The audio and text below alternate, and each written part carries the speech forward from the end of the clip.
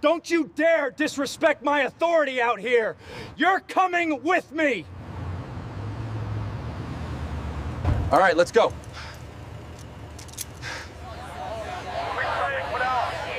Watch your head getting into the vehicle. A white officer approached, face set in stone. License and registration. His flashlight sliced through the car, resting on her face, then on the Mercedes emblem. "Nice car," he said. "Yours?" "Yes," she replied evenly. "Is there a problem, officer?" He didn't answer. Instead, he opened her door. "Step out of the vehicle." Maya hesitated. "Excuse me?" I said step out. The air was sharp with rain and exhaust. Commuters slowed to stare as she was turned around, wrists twisted behind her back. Her briefcase spilled open, papers scattering. A letterhead with Collins Holdings in gold embossing, the signature of its CEO at the bottom. The officer glanced down, then smirked. "Forgery too?" Bold move. Maya's pulse roared in her ears. "That's my company," she hissed, voice breaking. "Sure it is," he said, cuffing her. "Tell it to the judge." The click of metal against bone echoed like a verdict. Cameras lifted. Phones recorded. Then, the officer's radio crackled. "Copy that. Judge Collins will be presiding tomorrow morning." He froze. The rain seemed to stop mid-air. His fingers loosened, just slightly. Maya turned her head, eyes cold and steady. "I told you," she said softly. The scene froze there, his hand still gripping the cuffs, her dignity bleeding but unbroken, before everything would unravel. The streetlights along Lincoln Boulevard glowed in amber rose, slick with rain. Maya Collins kept both hands on the wheel, posture straight, eyes calm. The kind of calm that came from years of being watched. Her phone buzzed with an alert from her assistant, a late email about a board merger. She silenced it. Then came the lights, red and blue, pulsing through the rear view like an accusation. She pulled over smoothly. Window halfway down. Breath measured. The officer approached. Tall, stocky, rain sliding off his jacket. His flashlight sliced across her face like interrogation glass. "Evening, ma'am." "License and registration." Maya handed them over. "Of course, officer." "Is there a reason you stopped me?" He studied her ID. "You in a hurry tonight?" "No, just heading home." He glanced at her car interior, the tailored suit jacket on the passenger seat, the embossed business folder, the faint scent of Chanel. "Nice ride," he said. "You rent it?" "No, I own it." His tone hardened. "You sure about that?" Maya met his eyes. "I am." He leaned in. "Step out of the vehicle." Her chest tightened. "Is there a problem?" I said step out. His voice rose just enough to draw attention. Rain hammered the roof. Headlights slowed, rubber hissing against asphalt. She opened the door slowly, stepping into the cold air. Her heels clicked once on the wet pavement. "Turn around." "Officer, now." The cuffs were cold metal against warm skin. Cameras from passing cars caught everything. Her face, controlled but cracking at the edges. Her briefcase hit the ground. Documents spilled, one with the gold Collins Holdings logo. The officer bent, read it, and scoffed. "SEO, huh? That's new." "That's me," she said. "Sure," he muttered, gripping her arm. "Tell it to the judge." In the distance, thunder rolled like applause. At the precinct, fluorescent lights burned overhead as she sat behind glass. Name Maya Collins. Charge, suspicious vehicle possession. No one met her eyes. Across the counter, Harker typed without looking up. "Should have just said you were borrowing it." Her jaw tightened. "I shouldn't have to," he smirked. "Everyone says that." The door closed between them with a solid, hollow clang. She stared at her reflection in the glass, the woman everyone called unstoppable. Now a mugshot silhouette. In that moment, the power imbalance wasn't theoretical. It was procedural, mechanical and irreversible. The hum of the fluorescent light filled the silence. Steady as a sentence being written. Tomorrow, she thought. He'll learn my name. The metal door groaned open, and Maya was led into a holding cell that smelled of bleach and rust. The fluorescent light above flickered, slicing the room into uneven strips of shadow. 3 women were already inside, 2 sitting on a bench, 1 pacing. Their conversations fell silent as the officer shoved Maya in. "Sit tight," he said. "Judge will see you when she feels like it." The door clanged shut. The pacing woman, tall, wiry, mid-30s, studied Maya. "What they get you for?" "Driving home," Maya said.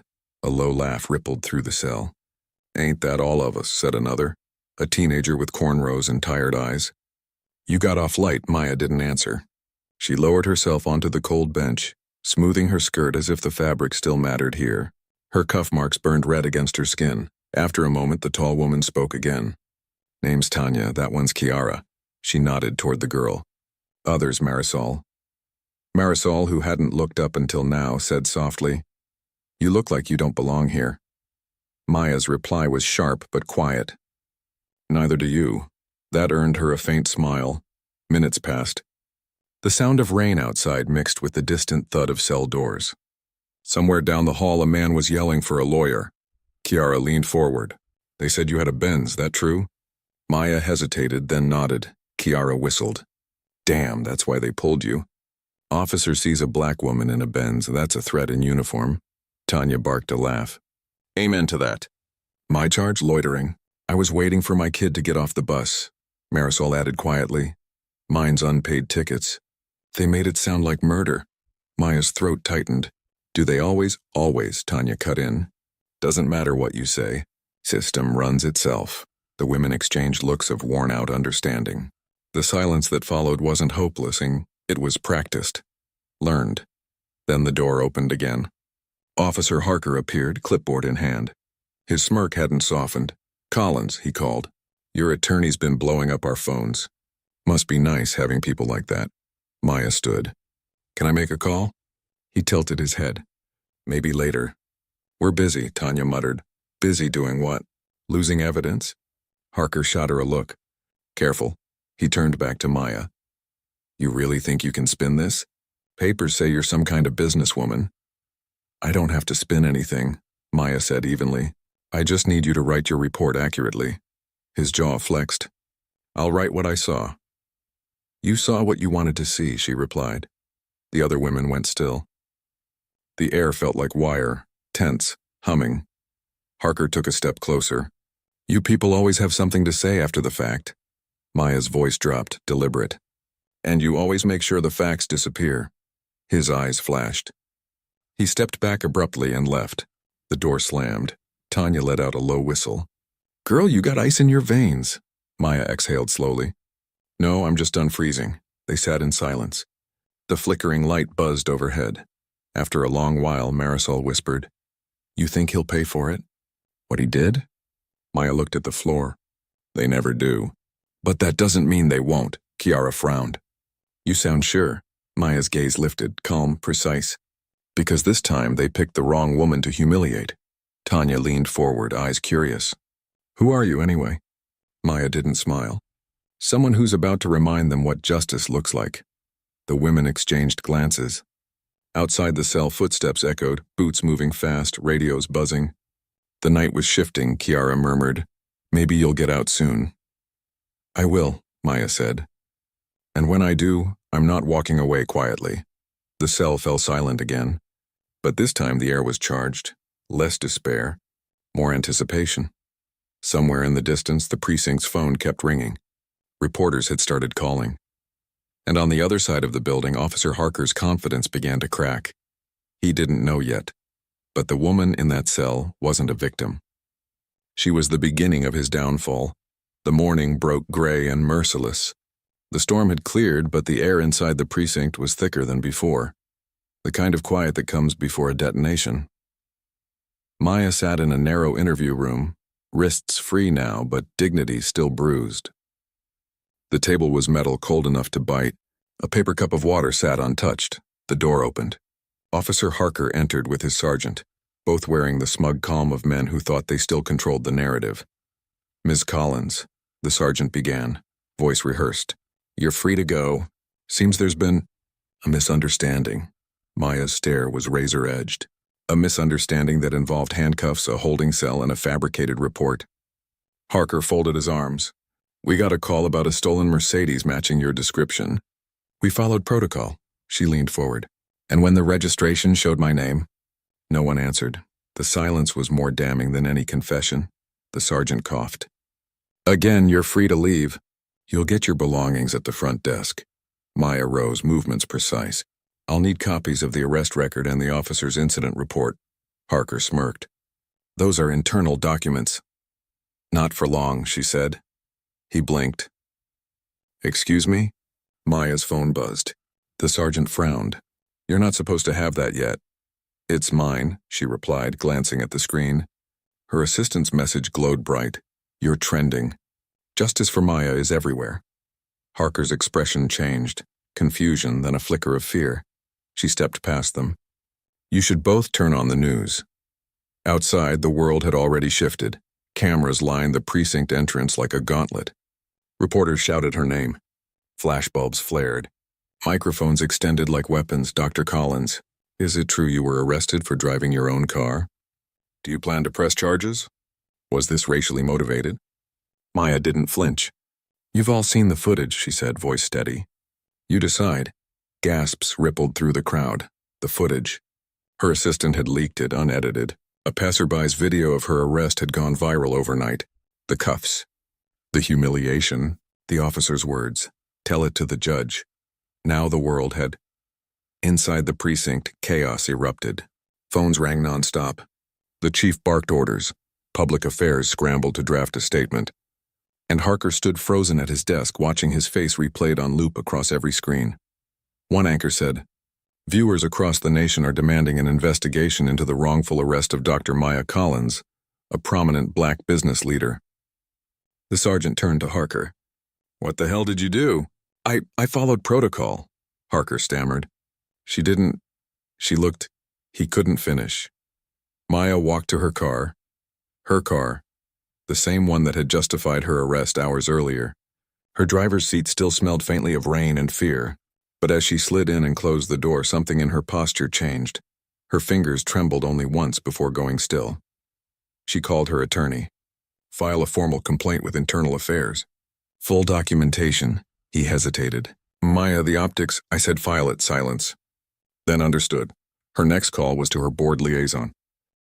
Yes, I've seen the headlines, she said curtly. Prepare a press statement, no comment on ongoing matters. Focus on ethics and accountability. Make it sound like policy, not emotion. Are you sure? Completely. Her reflection in the windshield stared back, composed but harder now. By afternoon, the mayor's office released a half-hearted statement about community sensitivity and procedural review. Social media wasn't buying it. Protesters began gathering outside the precinct by dusk. Umbrellas raised, signs reading "Justice means consequences." Maya didn't attend. She stayed home, lights dim, laptop open. She replayed the video once more, frame by frame. The disbelief on her own face as Harker cuffed her. The onlookers staring. Her briefcase on the ground, papers wet with rain. She paused on his smirk. That single frame burned itself into her memory. Her phone rang again. Her attorney. They're offering an informal apology, off the record. Want to clear things up quietly? Of course they do, she murmured. He hesitated. You could take it. Save your company from scrutiny. Maya closed the laptop. If I wanted quiet, I'd still be in that cell. A beat of silence. You're making enemies, Maya. I already had them, she said. They just showed their faces.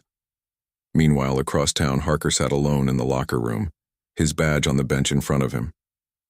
The other officers avoided his gaze. One muttered, "Man, you're done." Harker's hands trembled.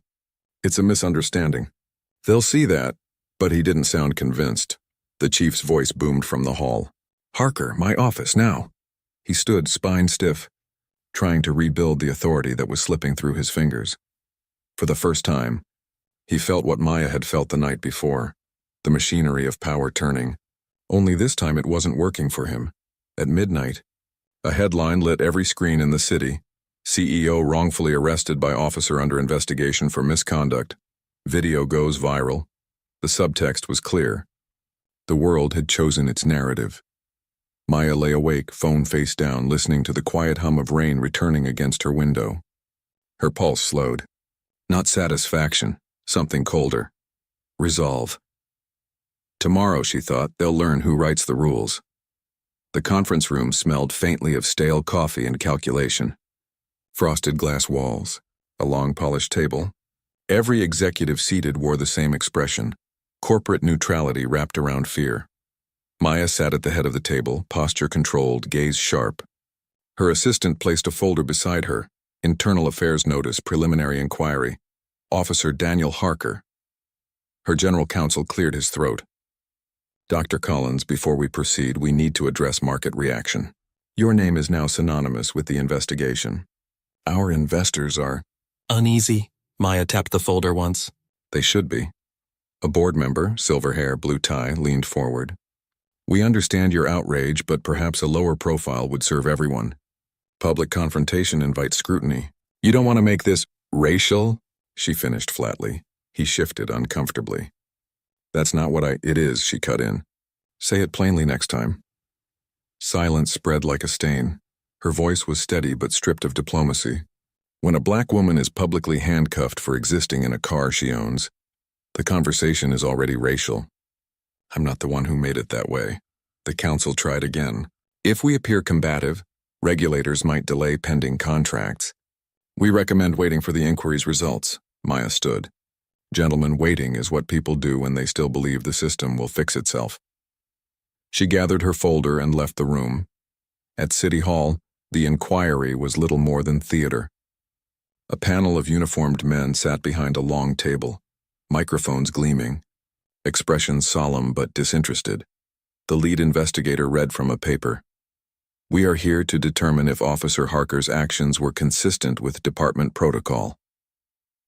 Maya sat in the back row, uninvited but unbothered. She watched, listened. Every word was predictable. Harker sat across from them, his uniform crisp, his jaw tight. I received a BOLO alert on a stolen Mercedes matching her license plate. She became uncooperative. The investigator nodded. Did you confirm ownership? I attempted to, sir, but the database was slow. I had to make a decision in real time. Understood. A thin veneer of sympathy coated the exchange. Maya could almost taste the rehearsed cadence of systemic protection. Then a new voice spoke from the panel. Younger, female, deliberate. Officer Harker, is it true you remarked, tell it to the judge, one during the arrest? Harker blinked. That's possible. I don't recall the exact words. The woman leaned in. You're aware Dr. Collins is also a licensed attorney, recently appointed to the judicial rotation for this district? A flicker of panic. I wasn't aware at the time. Maya's lips curved, not in triumph but in understanding. The system had cracked just slightly. Enough light to see inside. Outside the chamber, reporters waited. Microphones flared. Dr. Collins, do you believe the inquiry is legitimate? She paused before answering. I believe legitimacy requires accountability. So far, I've only seen choreography. Are you pursuing legal action? Yes, civil or criminal. Her voice hardened. Both. The cameras caught her face and composed, deliberate, unsmiling. The clip went viral before sunset. That evening, her attorney met her at her office. You're drawing blood, Maya. They'll fight back. The union's already pressuring the DA to drop disciplinary review. Let them, she said. He sighed. You know this isn't about one officer anymore. It's about the machine protecting him. Maya leaned back. Then it's time the machine met resistance. He studied her. You sound like you're planning something bigger than a lawsuit. I am. He hesitated. What? She looked out the window, the city lights reflecting in the glass. Reform looks polite on paper. I want something uglier. I want truth with names attached. Meanwhile, at the precinct, Harker sat in his car long after shift's end. The inquiry had drained him, not the questioning, but the stares from his colleagues. The whispered jokes stopped. The silence was worse. He replayed the hearing in his mind. She's the judge. The word circled like a vulture. When his phone buzzed, he flinched. A message from the union rep. Sit tight. Department's handling optics. Don't speak to press, he typed back. I did nothing wrong.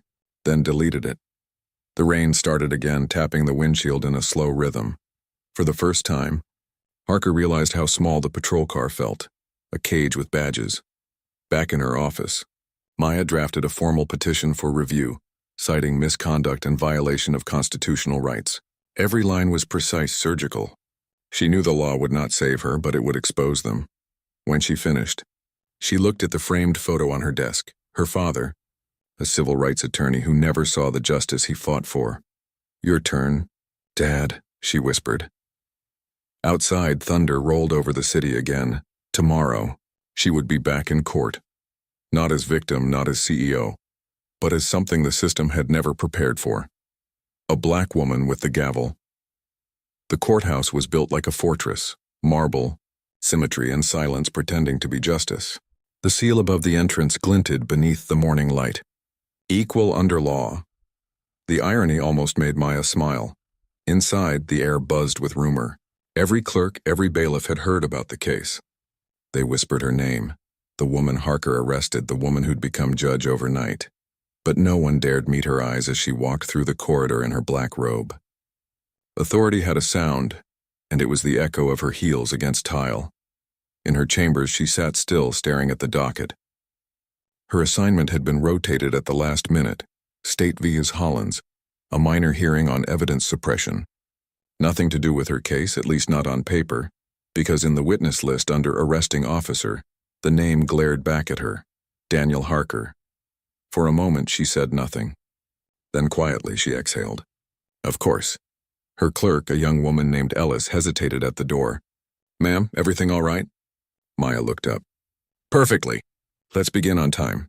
The courtroom filled slowly. Reporters weren't allowed inside, but they waited beyond the doors, a murmuring tide. Harker sat at the witness table, posture rigid, eyes darting anywhere but toward the bench. Maya entered. The room rose. "Be seated," she said, her voice calm and precise. As the prosecutor began routine questioning, Maya's gaze remained steady on the officer. Each answer from him sounded overly formal, sanitized. He was trying to sound like a manual. Then came the defense attorney's turn. "Officer Harker," she began, "is it your testimony that the defendant resisted arrest?" "Yes, ma'am." "And you filed your report immediately after?" "Yes." The lawyer flipped a page. "Because this report is time-stamped 46 minutes later, from your personal laptop." At home, the room shifted. A few quiet gasps. Harker swallowed. "That's standard." "No, it isn't," the attorney said. "According to policy, all incident reports must be filed within departmental systems. Yours wasn't." Maya said nothing, but her fingers tightened slightly on the gavel. The defense pressed harder. "And during those 46 minutes, you had access to the evidence logs. Did you alter anything?" Harker's jaw flexed. "No." "Did you delete prior entries?" "No." "Then why does the metadata say otherwise?" The tension snapped taut. The attorney handed over printed exhibits. Timestamp. IP address. Edits made from your home network. A rustle swept the gallery. Harker's face drained of color. I must have— Officer," Maya said. Her voice was low, but it silenced the room instantly. He looked up, startled. "Answer clearly," she said. "Did you tamper with evidence?" I didn't mean— Did you?" The pause was suffocating. Finally, "Yes, ma'am." The admission fell like a stone. The court stenographer's keys stuttered once, then resumed. Maya's face didn't change. "Let the record reflect the officer's admission." The defense attorney stepped back. No further questions. The prosecutor looked like he wanted to disappear. "Your Honor, given this revelation, we move to dismiss the state's case pending review." "So ordered," Maya said. Her tone carried no triumph, only gravity. When the gavel struck, the sound was surgical. The courtroom emptied slowly. Harker remained seated, staring at nothing. Maya signed the final sheet, handed it to Ellis, and stood. As she passed him, he spoke without looking up. "You're enjoying this?" She stopped. "Enjoying? This making me look like a monster." She turned slightly, just enough for him to see her expression. Calm, exacting. "You did that yourself." He looked up then, eyes bloodshot. "You don't understand how it works. We make choices fast. You were told to assume guilt," she cut in. "And you did. That's the part you'll never unlearn." He rose, desperate. "You're not different from me." Maya's eyes were like ice. "That's the lie that keeps you breathing." She walked out. Outside the courthouse, the sky was pale and hard. Reporters crowded behind barricades. She didn't stop. A journalist called out, "Judge Collins, any comment on today's dismissal?" "Yes," she said, pausing only briefly. "Truth doesn't need revenge. It just needs daylight." The cameras flashed like judgment itself. Later in chambers, Ellis lingered by the door. "Ma'am." How did you stay so calm up there? Maya looked down at her notes. I wasn't calm. I was focused. Focused on what? The part that comes next. Ellis hesitated. There's going to be fallout. Maya closed the file. That's the point. Across the city, Harker sat alone at a bar near the precinct. The TV above showed muted coverage of the hearing, his name crawling across the ticker. Officer admits evidence tampering under oath. A patron recognized him, whispered something. The bartender quietly took away his badge, left the drink. He stared into the glass, seeing only the reflection of the woman he'd cuffed in the rain. Back in her office, Maya drafted her next motion, Collins v. City of Eastbridge. Her statement began simply, "The law does not fail by accident. It fails by design when power fears accountability." She paused, then signed it. The city was about to learn what justice looked like when silence refused to cooperate. The courtroom was colder that morning, or maybe it was Maya's perception sharpening. Everything felt slowed down, deliberate. Even the shuffle of paper carried weight. On her desk lay a stack of pending reviews, one file marked in red. Misconduct case, Officer Daniel Harker. Her clerk, Ellis, hovered near the door. It's been reassigned to you, ma'am. Administrative hearing, internal review. They're calling it routine. Maya's lips pressed into a thin line. Routine, she repeated. They're hoping for quiet. Yes, ma'am, then we'll give them silence. But not the kind they want. By 10, the chamber filled with the tight energy of damage control. Internal affairs officers took seats on one side. Harker sat on the other. No badge, no confidence, just the hollow shell of authority. He avoided her eyes until he couldn't anymore. Maya began, tone judicial but razor sharp. This hearing addresses allegations of misconduct, including falsification of evidence, wrongful arrest, and violation of civil procedure. Her voice cut through the murmurs. Officer Harker, you are under oath. You will answer directly, he swallowed. Yes, Your Honor. She opened the first page of his file. You've served 12 years on the force? Yes. Commendations? 2. Complaints? He hesitated. A few, she looked up. 17, actually. 6 for excessive force. 4 for profiling. 7 dismissed without review. A wave of whispering moved through the room. Maya continued unmoved. The dismissal memos share identical phrasing. Insufficient evidence to proceed. Would you care to explain why that language repeats across 6 different supervisors? I don't know, ma'am. Try harder, he looked down. That's how they write them. We don't control that. We? She said quietly. Meaning the department protects its own? His silence confirmed everything. Maya tapped her pen once. Officer, tell me, do you remember what you said to me during my arrest? His face flushed. Ma'am, repeat it, she said. I told you to tell it to the judge. And here you are, she said evenly, doing exactly that. Gasps rippled across the room. Her tone didn't rise, but her words carried the full weight of exposure. You presumed criminality, falsified your report, and humiliated a citizen who did nothing but exist in your path. That citizen now stands as your adjudicator. Tell me, what part of that feels like justice to you? He was shaking now. I made a mistake. No, she said. You made a pattern. The silence that followed was absolute. She turned a page. Internal Affairs has provided records of your patrol logs, dashcam footage, and prior complaints previously sealed. I've reviewed them all. Do you wish to contest their authenticity? His voice barely held. No, ma'am. Maya closed the folder slowly, deliberately. Then I have no further questions. Outside, the media frenzy had reignited. Reporters camped along the courthouse steps, guessing, dissecting. The story had evolved beyond one arrest. It was now a referendum on power itself. Her attorney met her in the corridor. That hearing wasn't public, but leaks are inevitable. You realize the department's going to fight back. I expect nothing less, Maya said. You're dismantling precedent, Maya. Quietly, yes, but completely. That's the point, she replied. He studied her. How far do you plan to go? As far as the truth allows, she said. And maybe a little farther. At the precinct, Harker sat in an empty office as boxes formed around him. A memo sat on his desk pending termination hearing. Recommendation, discharge with prejudice. He stared at the words until they blurred. The irony stung. He'd spent years believing he was the enforcer. Now the system he trusted was dismantling him with the same clinical detachment he'd shown his victims. He wanted to call her, to apologize, to plead, to explain, but there was nothing left to say that would sound like truth. He turned off his phone. That night, Maya stood by her apartment window overlooking the city. The skyline pulsed with distant sirens and lights. Her reflection stared back, calm but heavy. Ellis entered quietly. "Ma'am, tomorrow's decision goes public. The press will want a statement." "Prepare one," Maya said. "What tone?" Maya's gaze didn't waver. "Cold clarity," Ellis nodded. "And if they ask what justice feels like?" Maya finally turned.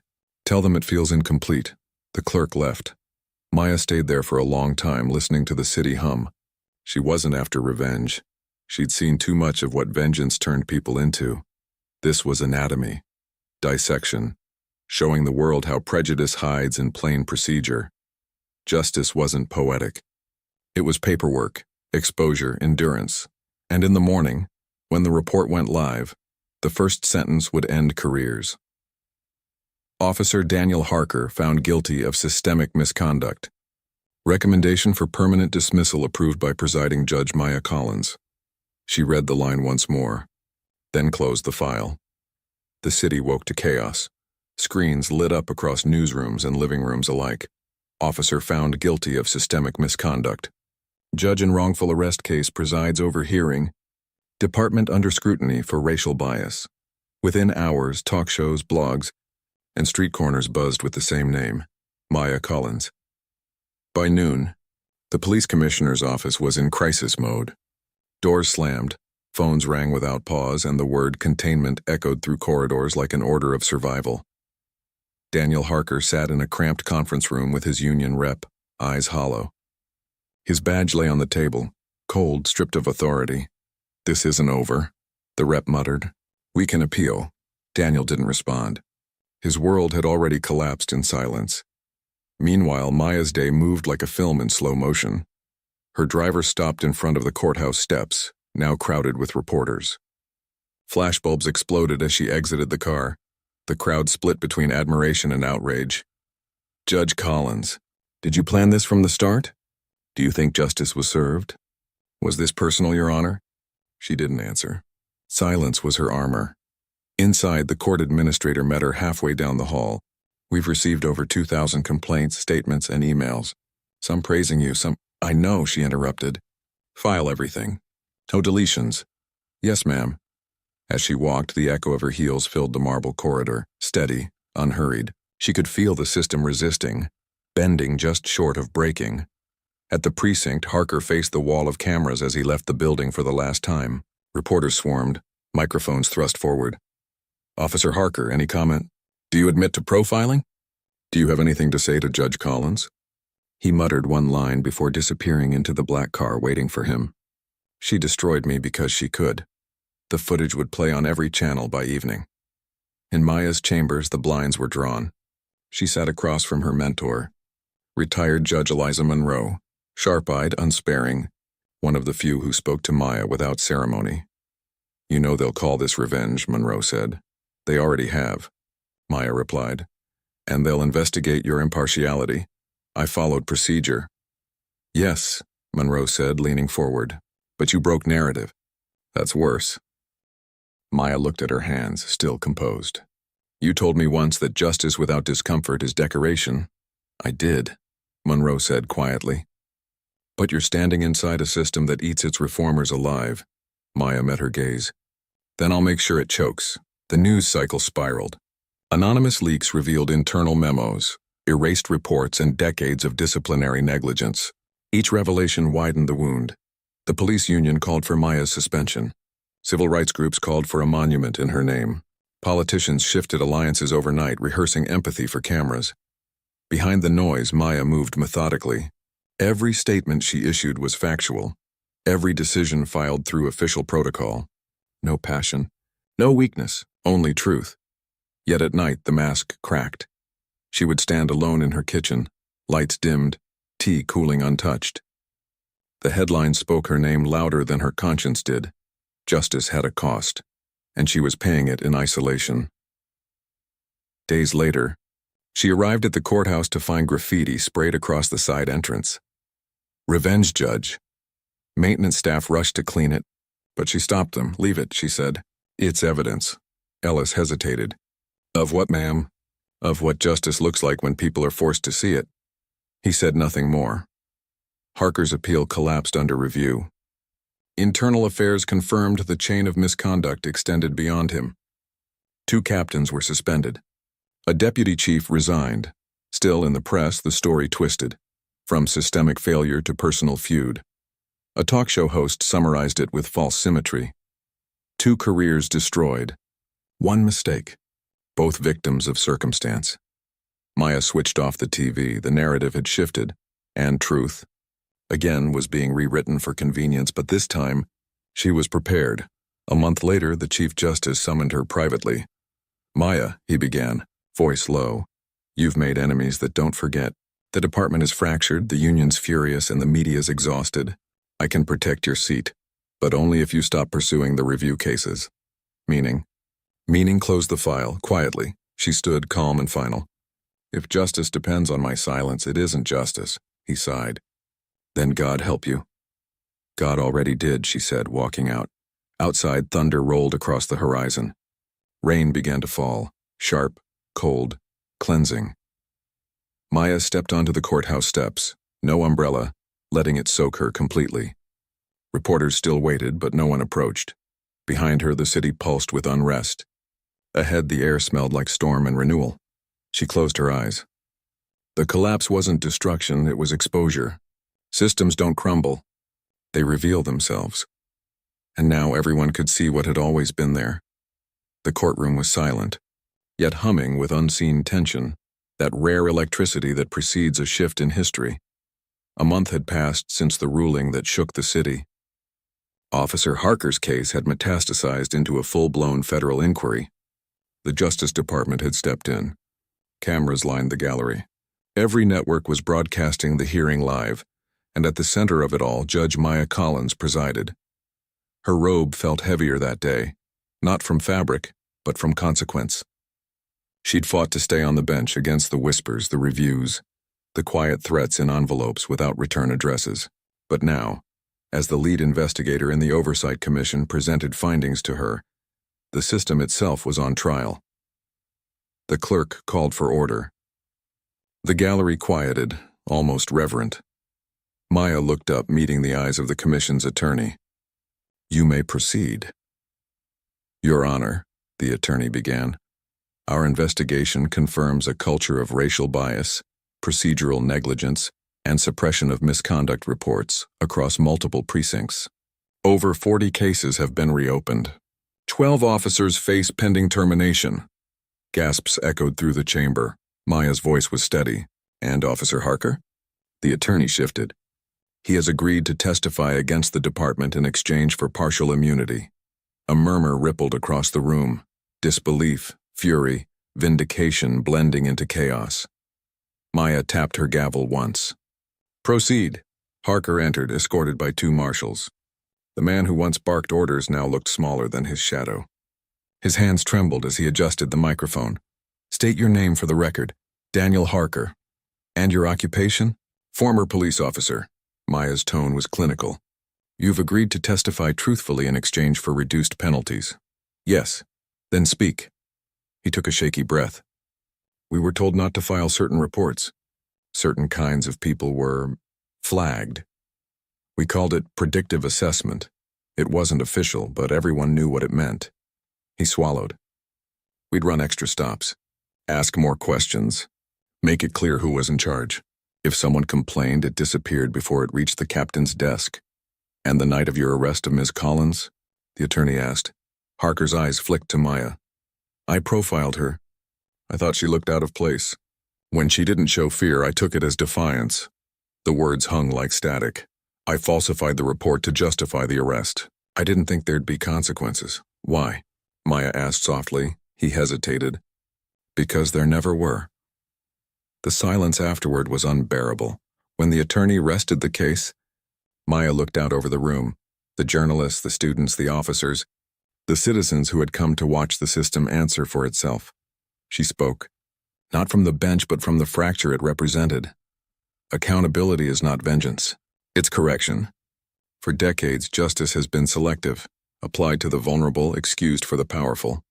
What we witnessed here is not anomaly. It's inheritance. Her gaze swept the room.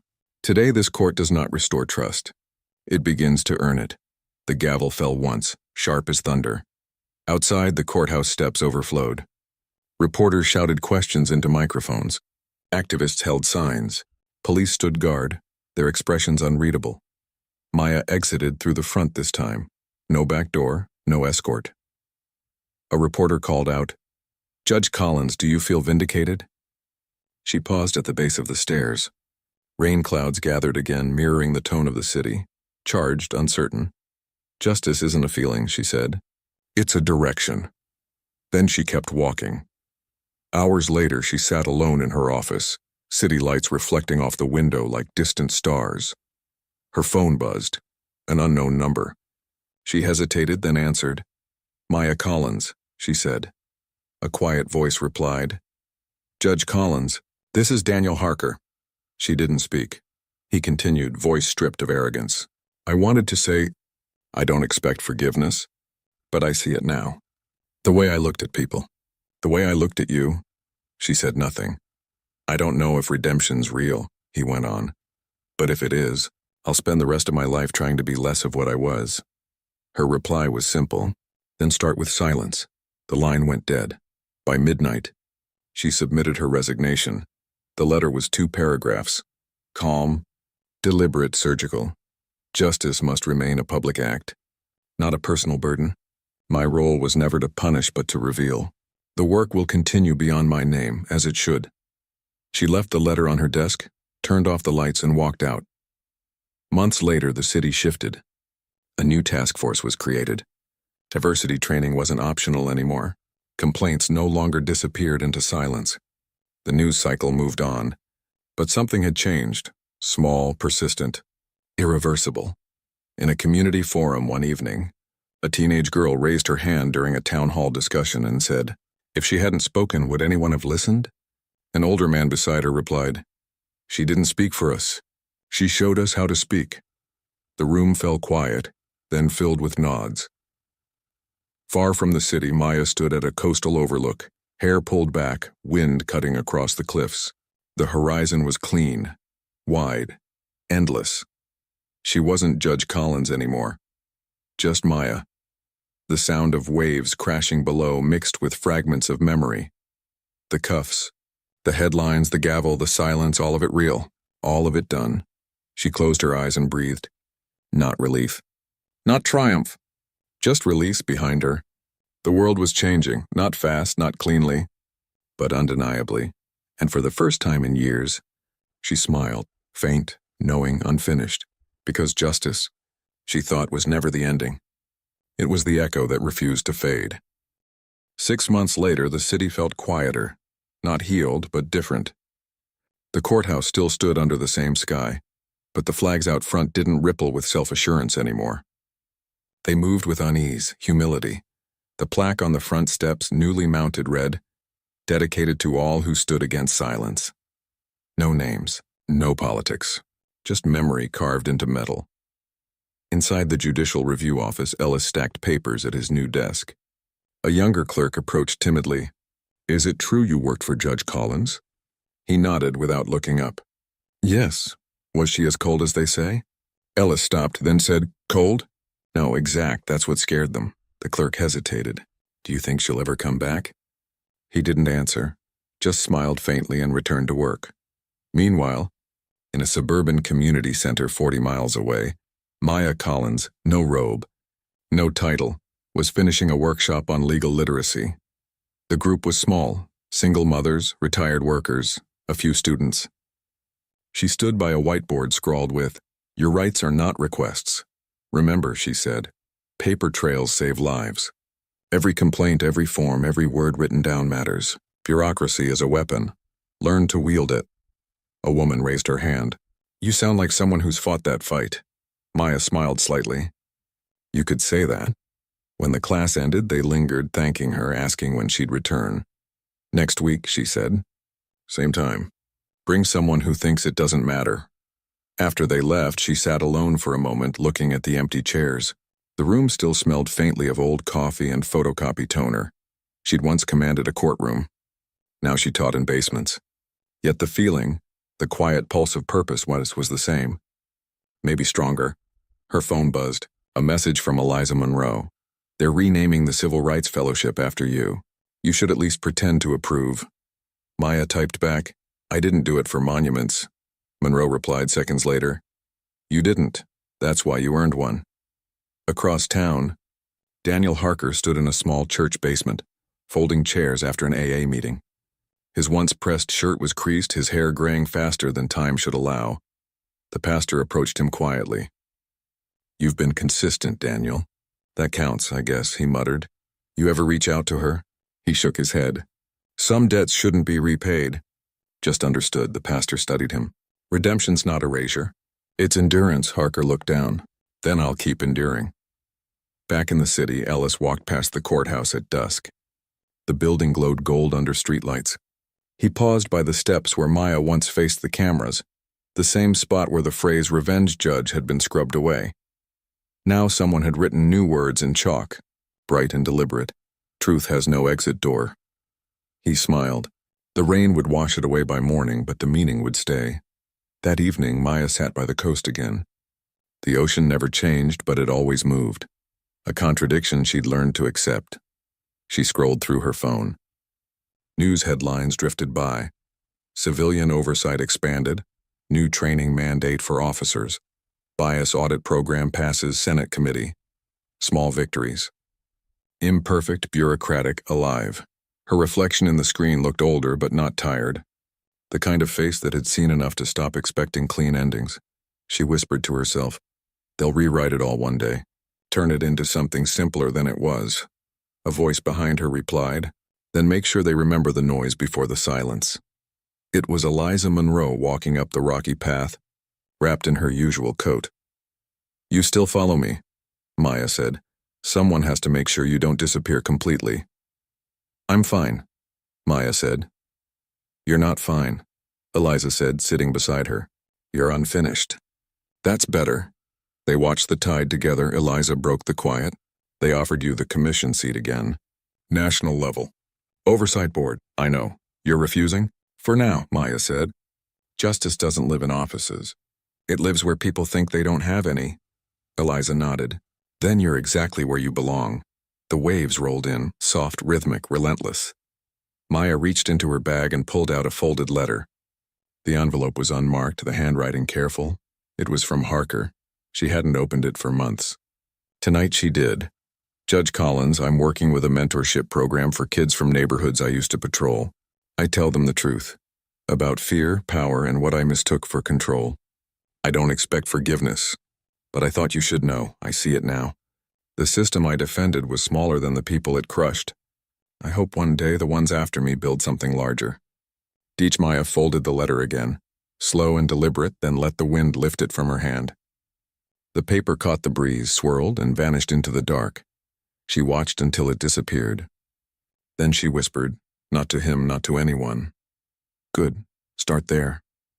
The sky turned indigo. Somewhere in the distance a siren wailed, not in alarm but in reminder. Change was never peace. It was movement. It was persistence. It was every small refusal to look away. Maya stood, brushed the sand from her coat, and began walking back toward the dim lights of the city. Each step steady. Each echo earned. Each silence no longer empty. Because justice wasn't the end. It was what came after. The years blurred forward quietly, not with headlines, but with echoes. The story that had once set the city on fire was now a case study in universities, a reference point in law seminars, a reminder in police ethics training slides. But for Maya Collins, it had become something smaller, and somehow greater, the private pulse of unfinished work. It was a gray morning at the Community Legal Aid Center. Rain drummed against the thin roof, steady and rhythmic. The new interns, nervous, idealistic, and were unpacking boxes of pamphlets. Keep the tone direct, Maya said. People don't need pity. They need precision. A young intern asked, You really were a judge, right? Like the Judge Collins? Maya didn't look up from her notes. Once. So why'd you leave? She paused, not to think, but to decide how much truth they could handle. Because systems don't change from inside. They adapt. People change them. That's slower, but it lasts. The intern nodded, though the words didn't fully land. They weren't supposed to. Some lessons required failure first. Later that afternoon, a woman entered the center holding a manila envelope close to her chest. Her voice trembled. My son was arrested last week, she said. They say he resisted, but he didn't. They won't let me see the footage. Maya motioned her to sit. What's your son's name? Darnell. Age? 19, Maya nodded, scanning the paperwork. We'll request the body cam logs and the chain of custody record. If they stall, we'll file a petition. The woman's hands shook. I don't have money for this. You don't need money, Maya said. You need proof. The woman stared at her, then whispered, Thank you. Maya met her eyes. Don't thank me yet. Thank me when he's home. That night, after everyone had left, she stayed alone in the small office. The fluorescent light flickered overhead. On the wall hung a single framed quote, handwritten in ink that had begun to fade. Justice begins when someone refuses to accept silence as truth. It wasn't hers. Eliza Monroe had written it on a note years ago before she passed. Maya kept it as a compass. She stared at it now, thinking how many times she'd failed it, and how failure too was part of the work. Her phone buzzed. Unknown number again. She let it ring, then picked up. Ms. Collins? A male voice said. You don't know me. My name's Evan Harker. She froze. Harker?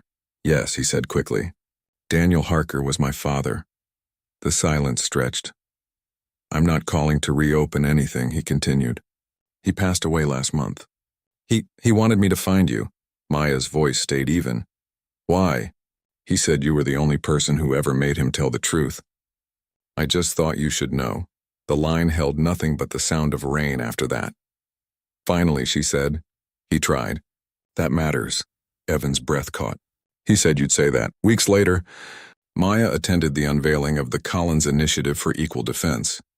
Not because it bore her name, but because the work was real. She stood in the back of the crowded hall unnoticed, listening as the new director, a young black attorney with a clear voice, spoke from the podium. This program exists because justice isn't self-sustaining, the woman said. It requires friction, pressure, witness. Judge Collins showed us that accountability is not revenge, and silence is not peace. We build from that. Applause filled the room. Maya slipped out quietly before it ended. Outside, the city had changed. Patrol cars were fitted with transparent audit systems. Public access laws had passed.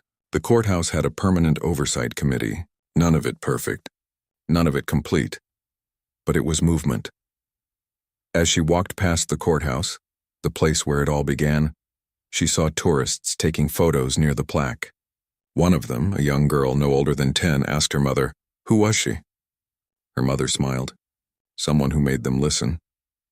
Maya kept walking, unseen, unneeded, content. That evening, she sat at her apartment window overlooking the river. The skyline shimmered in the distance, reflected on the water like an alternate city, one she might have built in another life. Her old case files sat in a single box under the table. She never opened them anymore. The past had done its work. Instead, she opened her journal and wrote, not for record, but for closure. The work doesn't end when justice is done. It ends when no one needs to ask for it. She stopped, stared at the words, then underlined them once. The next morning, the community center buzzed again. Flyers printing, phones ringing, lives unfolding. A volunteer ran up. "Miss Collins, you've got mail. Looks official." She opened the envelope. Inside was a single sheet stamped by the Department of Justice. It read, "Due to your contributions to judicial reform and advocacy for equitable policy enforcement, you are hereby appointed honorary chair of the National Oversight Council." Below, a note written in pen. "You didn't need to come back to fix the system. You made it impossible to ignore. No signature." Maya smiled faintly. Not pride, not surprise. Just quiet affirmation that the echo had carried farther than she ever intended. She folded the letter, placed it in a drawer, and returned to the waiting clients. Outside, Children laughed in the courtyard. A siren wailed somewhere in the distance, and a brief, then fading. Maya looked up once, just long enough to whisper into the still air, "Keep moving." Then she returned to work, steady and unbroken as the sound of the city rose again. Messy, alive, unfinished. The echo had become chorus,